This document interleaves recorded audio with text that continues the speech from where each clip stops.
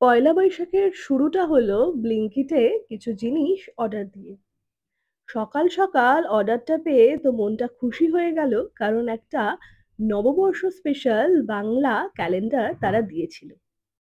সকাল সকাল ঘুম থেকে উঠে শাড়ি টাড়ি পরে একেবারে রেডি হয়ে গেলাম। আর এদিকে অনির্বাণ মেয়েকে সুন্দর করে চান করিয়ে দিল। আর তারপর আমি বসে পড়লাম মেয়েকে নিয়ে খাওয়াতে, কারণ তাড়াতাড়ি করছিলাম, কারণ যেতে হবে ওই দিনকে দোকানে, তাই জন্য। এবার এখানে বসে পড়লাম আমি মেয়েকে জামা পরাতে আর তার এই চুল বাঁধতে। বলে রাখি, চুল বাঁধতে বাঁধতে আমি যেটা একটু আগে গ্লাসে করে খেলাম সেটা কিন্তু ছাতু, কলা আর খেজুর সবকিছু দিয়ে একটা ইনস্ট্যান্ট স্মুদি, যেটা খেলে কিন্তু পেটে থাকেও অনেকক্ষণ। এই দেখো, কথা বলতে বলতে মেয়ের চুল বাঁধাও রেডি। আর এদিকে মামনি সিদ্ধেশ্বরী কালী মন্দির থেকে সুন্দর করে পুজো দিয়ে চলেও এলো।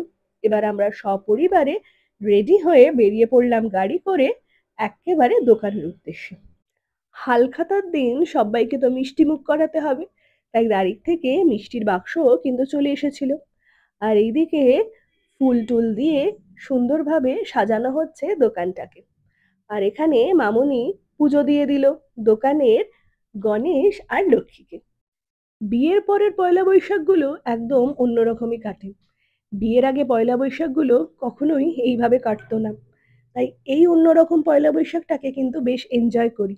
আর এই বছরের পয়লা বৈশাখটা তো একটু স্পেশাল এই কারণেও, কারণ মেয়ের কিন্তু এই বছর প্রথম বাবার দোকানে যাওয়া, তাই তার একটা অন্যরকম ভালো লাগা মনের মধ্যে কিন্তু চলছিল।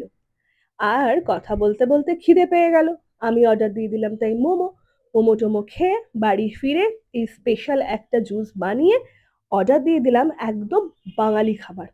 এইভাবেই কেটে গেল পয়লা বৈশাখ। তোমাদের পয়লা বৈশাখ কেমন কাটলো সেটা জানাতে একদমই ভুলবে না।